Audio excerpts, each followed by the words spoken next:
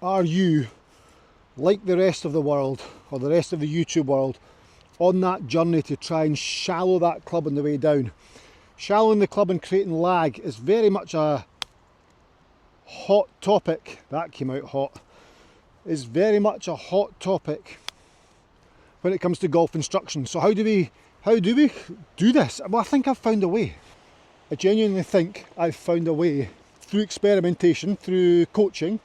I think I've found a way to shallow the club on the way down and create lag with one simple thought. That, from my analysis of top top golfers in the world, they all do this, but no one's talking about it. Nobody in the world of golf instruction is talking about this. I don't know why. I feel as though perhaps maybe I've just stumbled across something and nobody else has explained it in the way I'm about to explain it. But what does it mean for you, the viewer? What does it actually mean? How are you going to shallow the shaft? How are you going to create lag in one simple move? Just one simple swing thought. I'm going to show you. I'm going to show you right now. All top players in the world do this. Everybody I'm about to mention, Tiger Woods, he does this. Look at that. Rory McIlroy does it. Sam Snead did it. Nick Price does it, did it. Whatever. All these guys get into this same position. And this is a position we know they get into, but when you discuss it more and think about it in a different way, it has to shallow that golf club. And shallowing the club when we get to the top, this coming steep here, that's the problem. We want the club too shallow or not go any steep than the position we're in. So we're not necessarily talking about shallowing it as much as possible. I don't like to see people go here and then away down there and hit this. I just don't want to see them going as far over there. Less over there is the better. So, the position they all get into, look at these. Now, from all these pictures on the screen, what do you notice? The trail elbow is lower than the lead elbow. Right, okay. We know that. We've seen that a million times. Guys get to the top of their swing there, and their trail elbow is lower than their lead elbow. Let me just go back up there. There. You can see now that my trail elbow is clearly lower than my lead elbow, and that is the top of my backswing.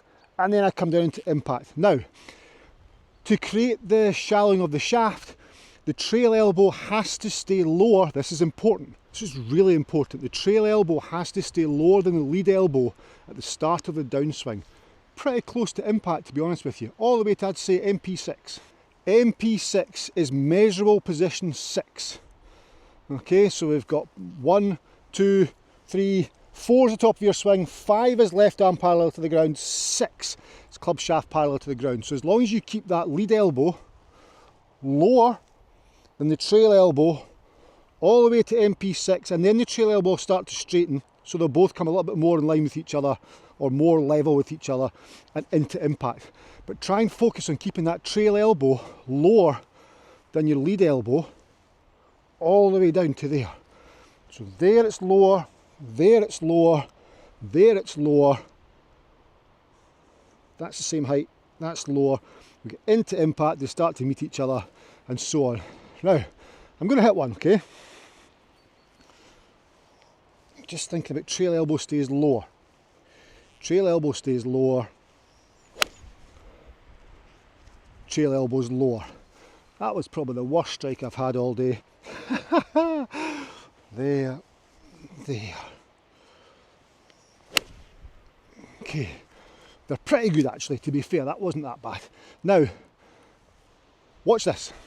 If you look at me face on, and I come into impact leaving my trail elbow lower there, I get into a great position with the trail elbow in front of the hip there, and what does that do? That creates lag.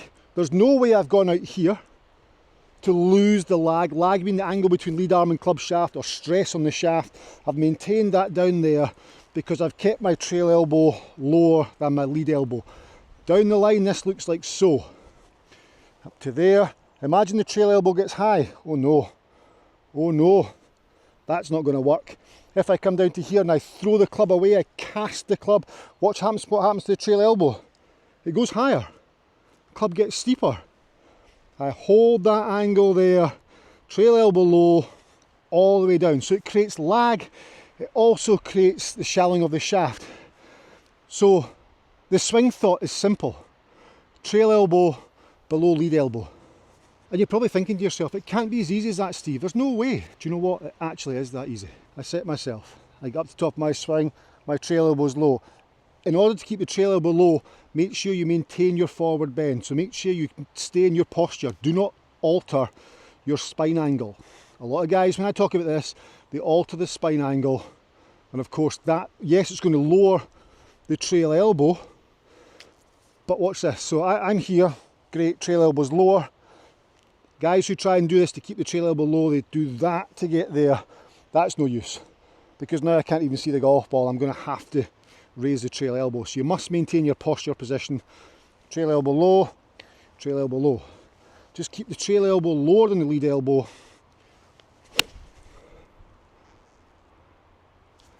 That was nice, eh? So that's, isn't that amazing? Isn't that amazing when you think about it? It's just one, I just stumbled across this. I was like, how do we create lag? Well, I know how to create lag because I have to stress the shaft, okay?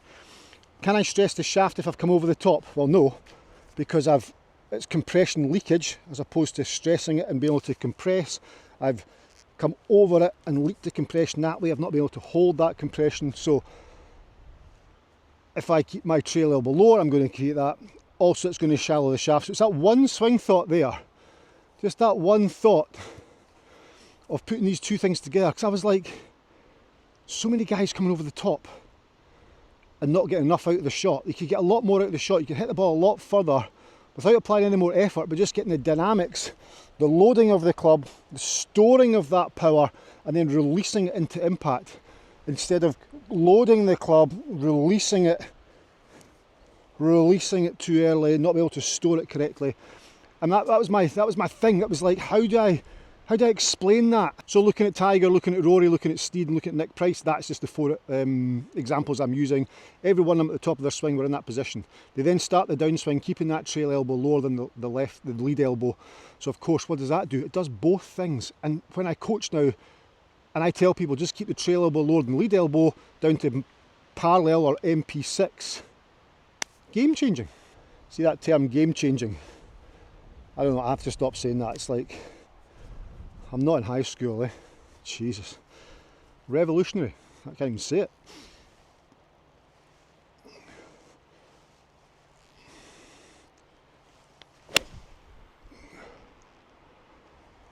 I've not missed the last three balls. I've not missed. The first two weren't great. The last three I've not missed at all.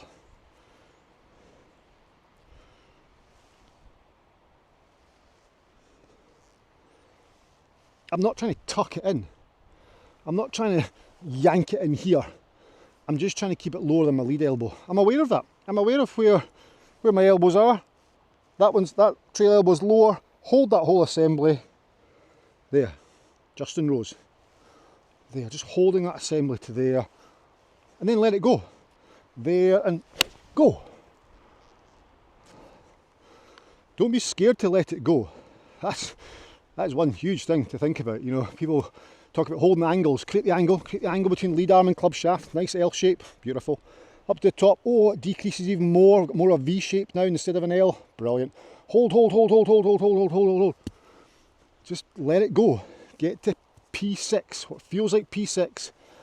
Even just starting the downswing with the first 6 inches or so with the lead elbow higher than the trail lower, the first 6, and then let it go.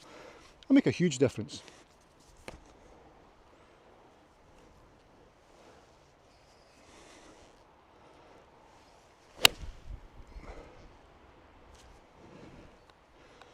I'm going to do one more. I'm going to finish with a good one here. If you've got any questions about this, just leave notes below. This is very much a easy edit, this video. I can see it's very much just a conversation with you guys, which is cool. I like that. Little conversation and then no editing is required. But as I say, if you have questions, just leave them in the box below. I'll get to them eventually. I'm sorry if I don't reply to everyone. Lower than left. Right's lower than left.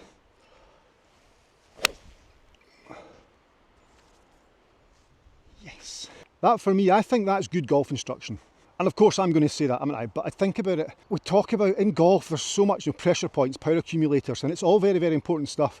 But there has to be a simple swing thought and a simple feeling that the average player can use on the golf course. And if you've got one swing thought that fixes 2 or 3 issues, then that's going to do 2 things, isn't it? It's going to make the game a lot easier and more enjoyable, and that's why we're here, to enjoy our golf.